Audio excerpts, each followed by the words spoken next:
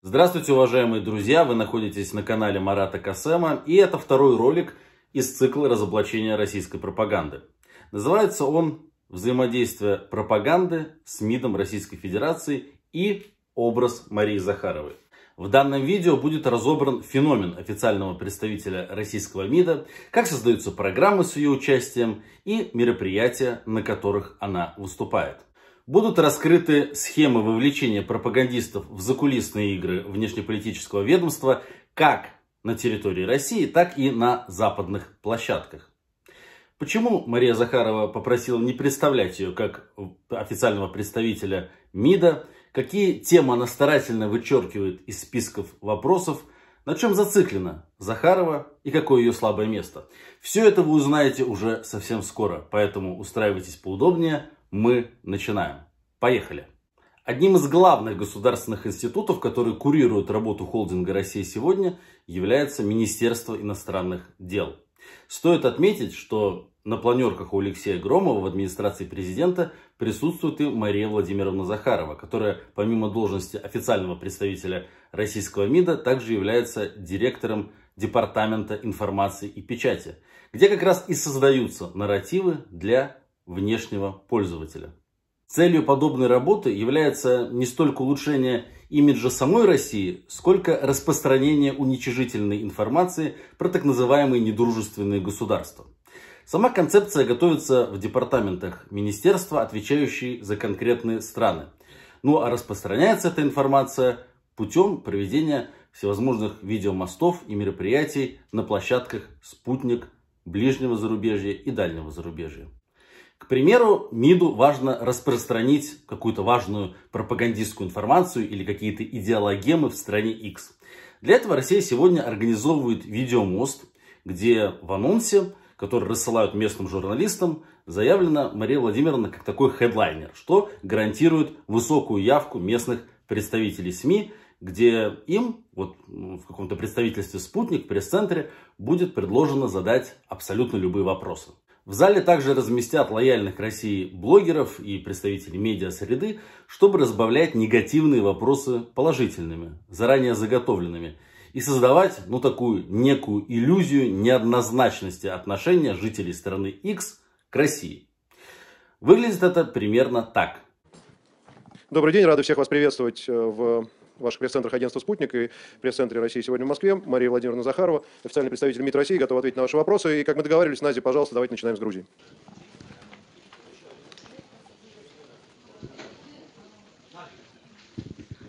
Здравствуйте, коллеги. Здравствуйте, Мария Владимировна. В Грузии много вопросов. Сейчас я передам слово нашим журналистам. Пожалуйста, представьтесь и кратко задайте ваш вопрос. Это и есть первый вариант взаимодействия двух госучреждений. Еще одна форма взаимодействия этих двух крупных госинстанций – участие сотрудников России сегодня в мероприятиях, проводимых МИДом. Это могут быть как пресс-конференции и какие-то форумы на территории России, так и, что называется, выездные гастроли, которые проходят в том числе в западных странах. Например, во время приезда в Российскую Федерацию высокопоставленных иностранных гостей пропагандисты участвуют в их совместных пресс-конференциях с министром Лавровым, где выполняют роль подсадных уток, которые в определенный момент начинают задавать определенные вопросы. Весь этот сценарий курирует Департамент информации и печати МИДа Российской Федерации. Это могут быть как подобострастные заготовленные реплики в адрес Сергея Викторовича, на которые он с легкостью, искрометно, с присущим ему юморком отвечает, так и какие-то критические выпады и даже прессинг в адрес заезжего выступающего. Так, например, в свое время было во время пресс-конференции Лаврова с генсеком ООН Антонио Гутерришем. Теперь к другому спутнику, пожалуйста, агентство «Спутник». Здравствуйте, Андрей Стариков, агентство «Спутник». Господин Гутерриш, пользуясь случаем, очень бы хотел обратить ваше внимание на ситуацию в Латвии. В Латвии продолжается преследование журналистов, начатое в 2020 году, журналистов, сотрудничающих с российскими СМИ. Это массовое преследование. Более 10 человек находятся под уголовным делом. В их домах были проведены обыски, у них были изъяты документы, оргтехника, их наградили подпиской о невыезде. Формально, их обвиняют в нарушении режима санкций, хотя никакие санкции к ним не относятся, равно как и эти журналисты не имеют никакого отношения, никаких никаким санкциям. Это преследование политическое, такова моя оценка. 3 мая, господин Гутерреш, в День свободы печати, мы отправили видеообращение одного из этих журналистов на ваше имя. Скажите, пожалуйста, известна ли вам ситуация в Латвии относительно журналистов? Готовы ли вы взять эту ситуацию на контроль и содействовать соблюдению властями Латвии основополагающих документов ООН, как минимум всеобщей декларации о правах человека, и, следовательно, не выстраивать административных и уголовных барьеров для работы журналистов на территории Латвии? Спасибо. Во время же приезда на тот момент министра иностранных дел Швеции и главы ОБСЕ Анн Линде пропагандистов вообще заменили на Марию Бутину, которая от имени агентства задавала ей вопрос. Опять же, на ту же тему. То есть ничего не поменялось, только пропагандистов заменила такая одиозная личность, как госпожа Бутина. Пожалуйста, агентство «Спутник». Здравствуйте, уважаемая госпожа Анн Линде. Меня зовут Мария Бутина. Я представляю здесь агентство «Спутник». У меня есть к вам вопрос, касающийся самых базовых основ организации ОБСЕ, которую вы сейчас руководите. Она заявляет о том, что права и свободы гражданина находятся в самой основе этой организации. Право на свободу слова и выражение своего мнения – это одно из самых основных прав человека. 3 декабря 2020 года 7 латвийским журналистам были предъявлены обвинения, против них возбудили уголовные дела за сотрудничество с российскими СМИ. В отношении этих журналистов были проведены жесткие обыски, и на сегодняшний день изъято огромное количество их личных вещей. Их обвиняют в том, что они якобы нарушили санкционный режим, сотрудничая с агентством МИА сегодня, хотя агентство МИА сегодня не находится в санкционном списке Латвии. Я и мои коллеги обращались к вам в организацию ОБСЕ с просьбой о помощи. Другой вариант – это выездные мероприятия, или, как я их назвал, гастроли. Это может быть крупный форум по линии ОБСЕ, выступление на сессии ООН или на какой-то дискуссии в рамках БРИКС, ну и так далее и тому подобное. В таких случаях пропагандисты играют роль независимых представителей СМИ, которые приехали пожаловаться на притеснение представителей медиасферы в той или иной стране. В этом случае заявку на участие в форумах помогает оформить департамент, опять же, информации и печати МИДа. Он же там покупает билеты и несет все представительские расходы. В одном таком мероприятии довелось участвовать и мне. На сессии ОБСЕ по свободе слова в сентябре 2019 года в Варшаве. The floor is going to Sputnik. Далее выступает «Спутник», затем Литва. Здравствуйте. Я бы хотел поговорить о притеснении российских журналистов и русскоязычных СМИ в странах Балтии. В своей работе Международное агентство «Радио Спутник» регулярно сталкивается с давлением властей. И особо это заметно в европейских странах, включая страны Балтии, где антироссийские заявления и стремления блокировать российские СМИ звучат постоянно. Работникам агентства заранее проговаривают, что они едут как независимые активисты и с МИДом Российской Федерации никак не связаны. Но по прилету их встречают машины посольства России в той или иной стране. В составе делегации, например, едет офицер спецсвязи. А в лобби гостиницы представители, приехавшие из Москвы, представители МИДа, проговаривают еще раз сценарий выступления, очередность и всю процедуру. Они же сидят в зале и то недовольно мычат в каких-то моментах, то в нужных местах, наоборот, аплодируют, создавая такой общий фон. При этом в коридорах, в каких-то кулуарах всех этих мероприятий мы делали вид, что понятия не имеем who is who и вообще первый раз друг друга видим. Аналогично происходит и с другими выступлениями. Мне точно известно, что точно по такой же схеме в ООН выступала пророссийский блогер Татьяна Монтян со своими псевдосвидетельскими показаниями. Об этом она мне рассказала лично во время записи одной из совместных программ. Госпожа Татьяна Монтян. Добрый день, дамы и господа. Надеюсь, теперь меня слышно. Я внимательно прослушала все, что говорили ораторы до меня. И хочу вам сказать, что я абсолютно уверена, что вы все прекрасно знаете, что никогда киевские власти не собирались выполнять ни первые Минские соглашения, ни тем более вторые. И, наконец, третий вариант взаимодействия МИДа и России сегодня заключается в двух вариациях. Первый из них – это участие на брифингах еженедельных Марии Захаровой и, кстати говоря, ежегодных министра Лаврова и часовая еженедельная программа Марии Захаровой на радио «Спутник». Разберем каждый подвид. Я познакомился с Захаровой в 2018 году, когда по предложению руководства стал работать в МИДовском пуле журналистов. Пожалуйста. Здравствуйте, Мария Владимировна. Информационное агентство «Спутник», Марат Касем. Хотел немножко продолжить тему информационных войн. В случае брифингов Мария Владимировна лично отбирает госпропагандистов, которые будут задавать ей вопрос от того или иного подразделения России сегодня. Как правило, по одному представителю от «Спутника» и РИА Новостей. Такого человека готовят в пресс-службе агентства, согласовывают вопрос и любые другие реплики. Были, конечно, моменты, когда приходилось импровизировать, но всегда в рамках допустимого. Это допустимое нигде не было прописано. Его нужно было чувствовать самому. Хочешь куража и самодеятельности – делай, но под свою ответственность. Это, кстати, вообще основной слоган агентства. Владимировна, информационное агентство «Радио Спутник». Меня зовут Марат Касем. Позвольте небольшое лирическое отступление, прежде чем я задам вопрос. Вы начали с чемпионата мира по футболу, с тех оценок, которые дают болельщики, глядя на, не побоюсь этого слова, футбольное безумие, которое сейчас происходит. И слово упомянули братания. Один бразильский болельщик, он уже стал мемом, очень эмоционально прокомментировал все это позитивно. Не надо повторять. Повторять не буду. Не надо, Нет, я помню. Ни в коем случае, да. Аналогичная система действовала и во время работы на радио. И на этом мы остановимся поподробнее. Ваш покорный слуга длительное время вел с Марией Захаровой утреннюю программу на радио «Спутник», которая выходила еженедельно по средам в 8 часов утра. И выходила без перерывов, даже тогда, когда Захарова была в командировках. Марат, спасибо за ваше мужество и профессионализм. И, я очень рад, что и Марат, и Мария Захарова сейчас работают на «Спутнике». Но «Спутник» запрещен в Европе. Вызывали меня и на экстренные эфиры, когда нужно было кого-то отругать в режиме лайв. Это могло случиться без предупреждения, в любой момент. И под это выделялось забитое под завязку эфирное время, так как Мария Владимировна является топ-спикером. Что, в общем-то, логично. У микрофона в студии Марат Касем. Мария Владимировна, доброе утро. Доброе утро.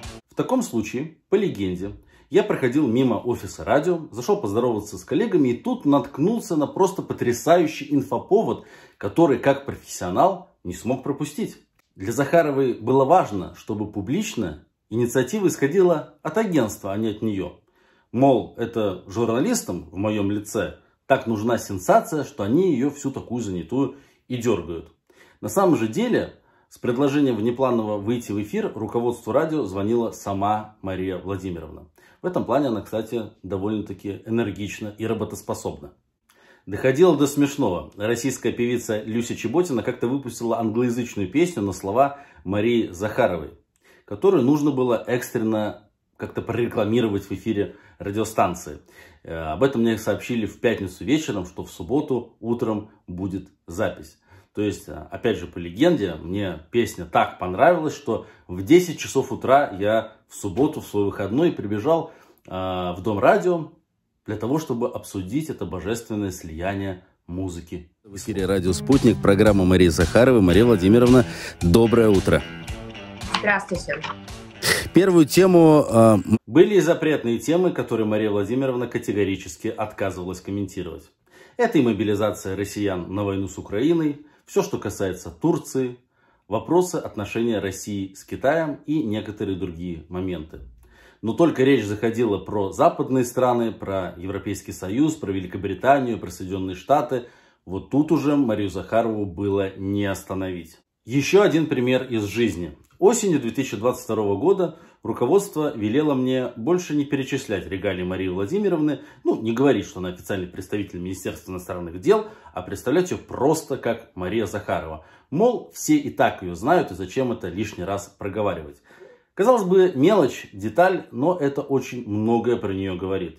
Она очень долго к этому шла и в итоге стала отдельным от МИДа брендом, которая по узнаваемости самому Министерству иностранных дел ни в чем не уступает. Четко был прописан не только сценарий, но и даже шутки и псевдоэкспромт. Например, остается 1 минута до конца эфира, на радио тайминг очень жесткий, опять же, потому что это прямой эфир, и тут я задаю вопрос: а в чем секрет семейного счастья? И буквально за секунду по щелчку Мария Владимировна отвечает: вы умеете хранить секреты? Вот и я умею. Хихи-ха-ха. Занавес, программа окончена. Мария Владимировна, поделитесь, пожалуйста, с нашими радиослушателями вашим секретом любви и верности. И как вообще оставаться счастливым? А вы можете хранить секреты? Ну, вместе с нашими радиослушателями только, если. Вот и я тоже.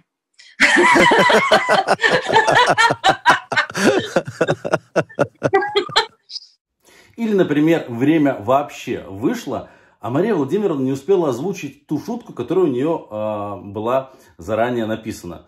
И вот тогда она как бы сама просит: а какие там еще есть вопросы? Может быть, есть что-то коротенькое? Ну вот там вот что-то такое.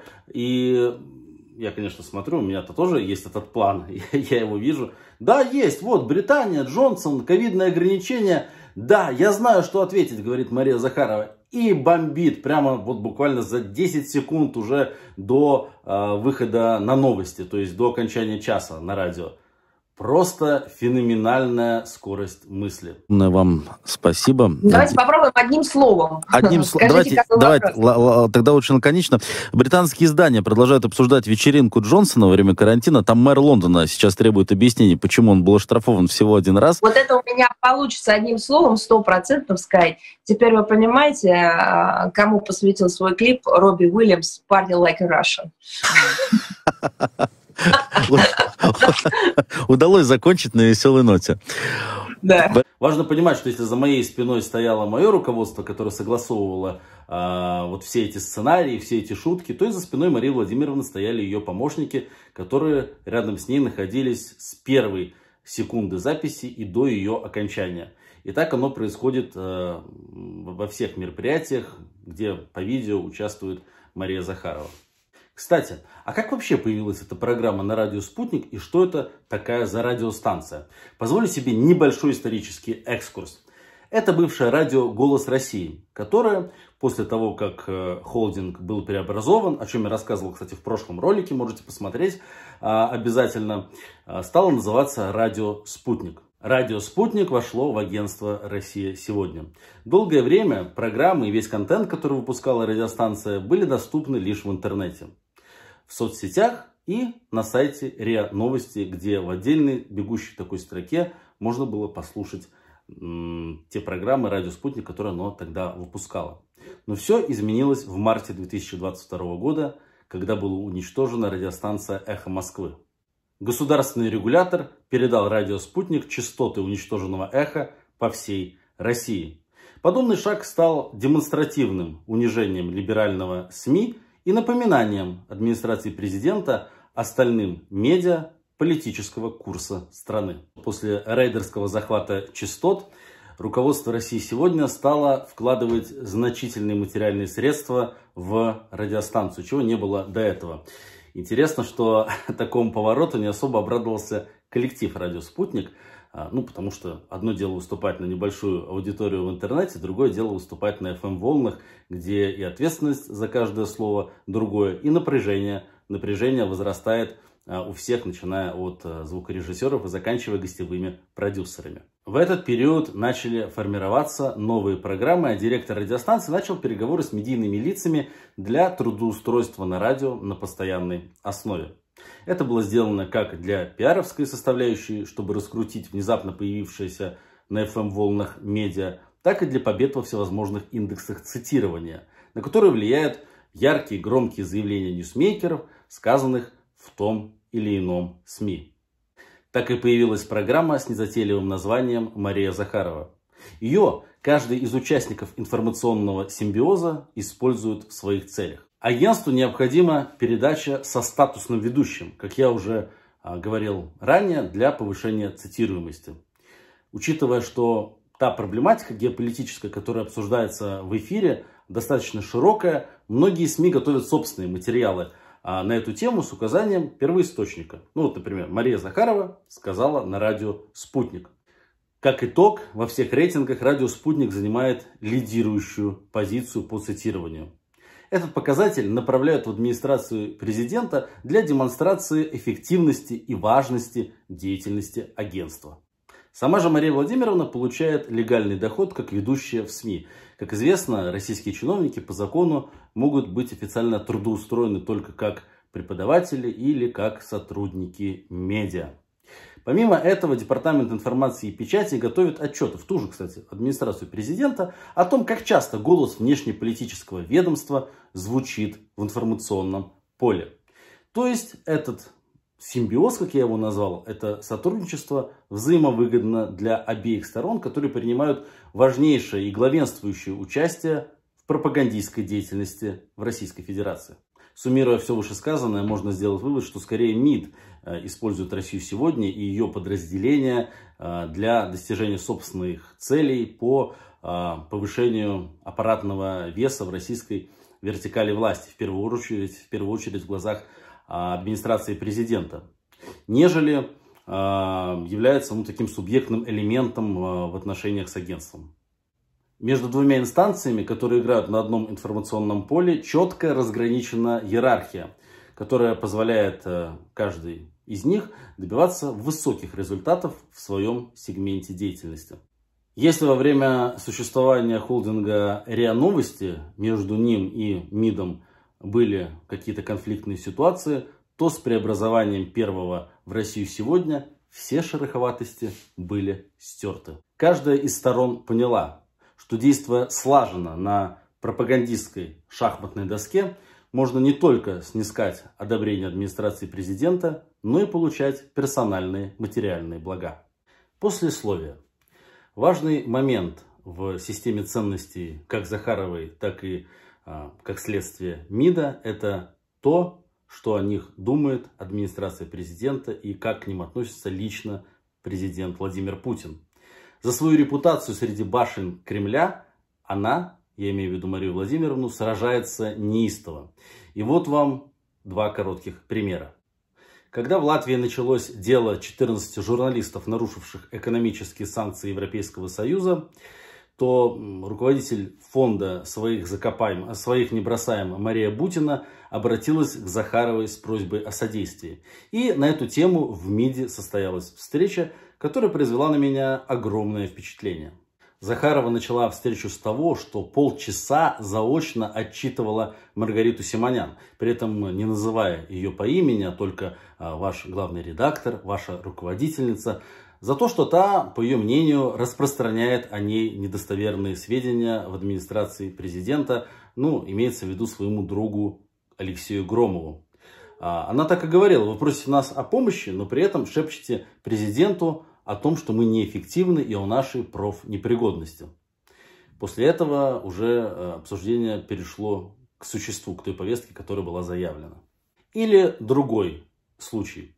Пропагандист Армен Гаспарян на своем канале в Ютубе выпустил полный критики и полный негодования ролик о переносе в Латвии могилы генерала Якунина и согласие, которое на это дало российское посольство. Но прибалтийские националисты требуют, и кто-то в российском посольстве в отсутствии посла дает разрешение на это. Это абсолютный позор страны. Я желал бы знать фамилию человека, кто дал на это разрешение, чтобы ее огласить. Страна должна знать своих героев. Кто давал разрешение на это? И мы параллельно здесь будем еще что-то говорить, как мы соблюдаем память подвига дедов и прадедов. То, что произошло, это гнусность и мерзость не прибалтов, а наша. Я не знаю, добровольно это мудак такой нашелся, конченый. Или ему денег дали. Я не знаю, не берусь судить. Я просто после получения этой новости хожу как оплеванный. Разбирательство, инициированное Захаровой, чуть не стоило Гаспаряну железобетонных позиций в агентстве. Она позвонила напрямую генеральному директору Дмитрию Киселеву и высказала все, что она об этом думает. О творчестве Гаспаряна имеется в виду. Мария Захарова произвела на меня впечатление человека, который действительно верит в то, что она говорит. Чего, кстати, нельзя сказать о многих других публичных кремлевских деятелях. Своим идеалом она видит советского министра культуры Екатерину Фурцеву и сама стремится стать первой женщиной-министром иностранных дел Российской Федерации после того, как ее нынешний босс, которому она, кстати, бесконечно предана, благополучно уйдет на пенсию. Биография Захаровой объясняет эти взаимоотношения. Лавров забрал ее с собой в Москву после окончания работы в миссии Организации Объединенных Наций и прикрывал все ее косяки перед руководством страны, которых было, к слову, немало. Ну и, наконец, я абсолютно уверен, что Мария Захарова не знала о том, что война действительно начнется. Она искренне полагала, что до этого не дойдет. Подписывайтесь на канал, обязательно ставьте лайки, задавайте вопросы, на которые я постараюсь ответить в следующих роликах, и распространяйте его в социальных сетях. С вами был Марат Касем. До новых встреч. Дальше будет только интереснее. В этом я точно уверен.